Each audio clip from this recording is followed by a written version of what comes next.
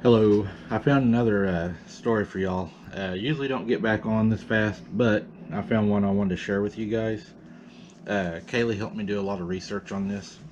She's still learning and wanting to learn. She's a little shy on the camera, so be kind.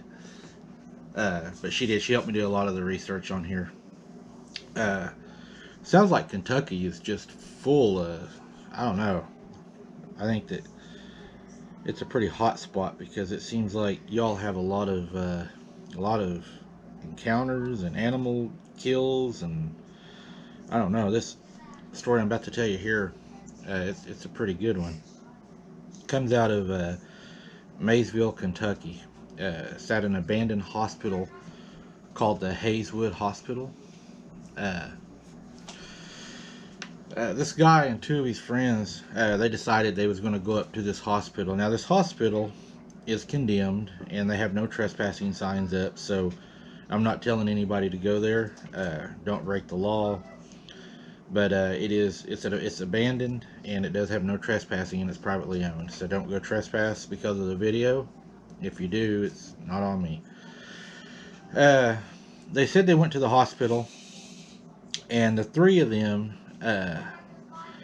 they were kind of like moseying around the property and everything, and they seen the condemned signs, and he said he'd been there around 20 times, so he kind of knew the layout of the hospital. So he decided, hey, I want to take my friends in, kind of show them around, maybe play some hide and seek and take some photos. And they were trying to get some photos of some orbs and just stuff like that because it was a hospital. And the stories of every hospital, they have a morgue, and in the morgue, there's scary things and orbs and whatnot. So they went down in there, and they decided to split up. They were exploring the hospital, taking photos, and he says, that's whenever I smelled the most foul odor I have ever smelled. He said he smelled this odor. It was really foul. He had never smelled anything like it. And as he was walking, he finds this big chunk of like meat laying in the floor. And it's like, you're going to have to picture, they're down in the basement where the morgue was at. He said there's about 3 inches of water on the floor. It's dark in there. It's got that musky smell, just old abandoned building smell, and then all of a sudden you're smelling this musk, this rot. And he says it was a big, looked like pile of meat. He said he would guess it to be around 30 to 40 pounds. He said, I then heard a steel door slam, and it sounded like something was running through the puddles of water. It was in the basement with me, I could tell that much. And there was about 3 inches of standing water, as I had told you, and whatever was running, he said, sounded to be bipedal. I figured it was one of my friends trying to scare me, so I climbed on top of the coolers to hide and scare them. I then heard screaming, and then I heard another pounding footsteps above me. So I guess his friends had got scared and they're running, they've heard or seen something or something. And anyways, he's hearing all this commotion above him. His friends are screaming and they're all running off and everything. And the coolers that he's talking about, just so y'all know why he's talking about coolers being down in the basement, it's where they stored the bodies. It was to keep the bodies fresh. Yeah. So that's what the coolers were for. So he's hiding on top of these old coolers. Uh, he said, I laid there for about 5 minutes scared. And he said it was very quiet. He said, I then heard panting and footsteps coming toward me. I then started smelling a wet dog smell, and I smelled the rot again. It was very dark. He's in the morgue. He smells this rotten smell, and he hears footsteps coming toward him. He says the panting got closer and louder as I laid there, afraid to move. It was like labored breathing and panting. If you've ever heard a dog before it fights, I'm not so sure that this thing was out of breath. It could have been out of breath from chasing his friends. I'm not saying it wasn't, but I'm starting to think maybe its adrenaline started pumping, and it knew that they were there, and it was ready to attack or pounce or fight or getting its adrenaline up. He says he then heard the morgue door handle turn. He said, and the door slams open, breaking tiles. He said, I'm less than 30 feet from it. It was sniffing, and then there was this menacing, deep, guttural growl.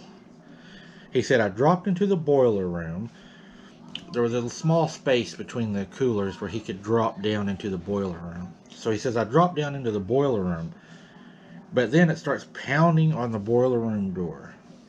So whatever it is knows he's dropped in there.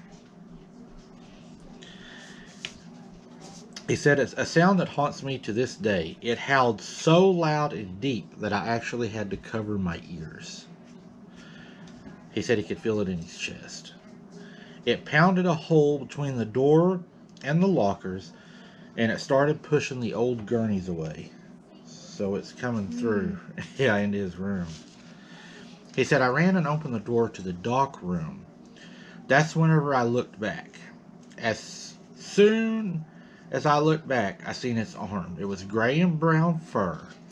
It looked human, but then and again he said it didn't. The hand was all wrong. The hand had 5 digits, but the claws were a lot bigger than a bear. Claws that would have made a bear run, he says. I slammed the door behind me and I ran for the dock doors. The doors wouldn't open, and I could hear it. It was tearing through the gurneys, and then the lockers overturned and started sliding out of the way. So whatever this is, it's coming after him. He's trapped in this room, in this old abandoned building. It's huge. Yeah, it's huge. And it's coming at him. And it's growling and howling. Yeah. I'm terrified. He said, I ran to the window by the dock doors, and I punched out the glass with my fist. I mangled my hand as it was going through the window, as he's going through the window. I heard the door hit the wall. It slammed the door open finally, the door it was beating on. He said, I got through the window, and I looked back and seen it in the other window. He says, I'm 6'4", 250 pounds. This creature filled the doorway, 8 foot tall, at least 3 foot wide. He said, covered from head to toe, gray and brown fur, very narrow snout. He said, more like a Doberman than like any other dog. He said he could barely see the ears. The ears were barely visible, but they were pointed up, and they were sharp ears that were pointed up. He says, I heard it clawing at the window, trying to get out, the one I had just went through. So it's trying to follow him through the window. Yeah. If it's that big, I bet it's probably having trouble getting through the window, but I would done be gone. But anyway, he said, I ran to the fire escape. When I got to the enclosed part, it howled that howl again, the loud howl. He said, my hand was bleeding everywhere. I leaped onto the outside of the fire escape and began, as he was in the enclosed part of the fire escape, it leaped onto the fire escape from outside. And as it leaped onto the outside of the fire escape, it began clawing at my feet. Just as I got to the first floor window to enter it, it grabbed just above my ankle, shredded my boot, end of my jeans, and into my flesh. I heard it jump off and run back the way it came. I knew it was circling around to get me because I had went back into the building. This thing's coming back around to hunt him down. Why would he go back into the building? He's too big to fit. Okay. I'm saying he can't fit where he was at. Okay. So it's going back around because he's went back into the building now. And he says, I heard it jump off and run back the way it came. He says, I ran out of the front and I could hear it come running on all fours. This thing has dropped down to all fours. I'm guessing it's trying to make up distance. Yeah, it's trying to get more momentum. Yeah, it's moving now. It's after him. He says that I ran out the front door of the abandoned hospital. I looked to where our car was parked. It was gone. My friends had left me. I was so afraid and so scared that I zoned out and just ran. I ended up running to a neighbor's house. I was covered in blood, and thankfully they called 911. The police arrived, and I did do a police report and also was seen by the doctor. I told the police what had happened. The police downgraded it and said that it was a dog, but the doctor did disagree with the police, but the final police report stated it was a dog attack. This building's been put up for demolition several times. The city's been wanting to do it, but for some reason the government keeps stepping in saying no, we're not going to close it. I don't know why they'd want to keep that building there. But it kind of goes back to what y'all, I guess, are dealing with in Kentucky. From what I'm reading a lot about in Kentucky, y'all have a lot of cave systems up there. And it makes me think about all these other towns that are having all these attacks and stuff. People are saying, well, y'all don't live in the woods, so I doubt that it's in the suburbs, or y'all are crazy. I don't think y'all are crazy. What if this thing's denting up in abandoned buildings? Yeah. Sounds like it. Well, I mean, what would be a better place to hide? No one goes there, really. Yeah. Kids are out at night walking around late, reach their window, grab one off the sidewalk. Free meal. Yeah. Right there. So, I would say even watch building guys if you're out and about. Yeah, no one's going to expect them to be in there. Yeah. I mean, that's an eerie thought because, you have a lot of abandoned buildings around where we're at. We have, they pump a lot of oil here in Oklahoma, so you have the pump houses out there. They're like buildings with a door. Things could be sleeping in all those, or underneath the big barrels they've got. I mean, we have numerous places out here they could hide. But just another one I wanted to bring to you all. I have another one I'm working on. It's not going to be a long one. It's a guy that shot one with a .22 pistol, but it's a pretty good one. But I think me and Kaylee are going to go out and do a hands-on investigation coming up to a spot to where a guy said he found some, I guess, some, I don't know what you would call it, maybe bushcraft work that one had done out. It had made some things in the trees and stuff, so kind of excited to go take a look at that and kind of see, what's out there and what this guy's found. He said it spooked him out pretty good.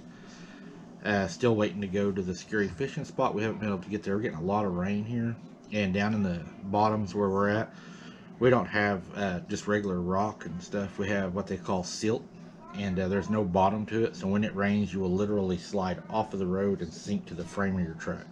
It don't matter how big your tires are. But she knows, we've been stuck before. Yeah. So that's what we're working on. We want to get down there and fish some nighttime, look at that other spot. Like I said, I got the other one I'm working on. Check out our other channel if you haven't. We'd appreciate that. We do some goofy stuff over there. I think she's winning. But I'll put the link in the description of this video to our other channel if y'all just want to see us goofing off. If you don't, that's fine. If you do, we appreciate it. The kids love it. The kids love to watch the other channel grow because they're able to be in it, to where this one we can't put them in it because of YouTube policies and everything. They will demonetize and turn off my comments.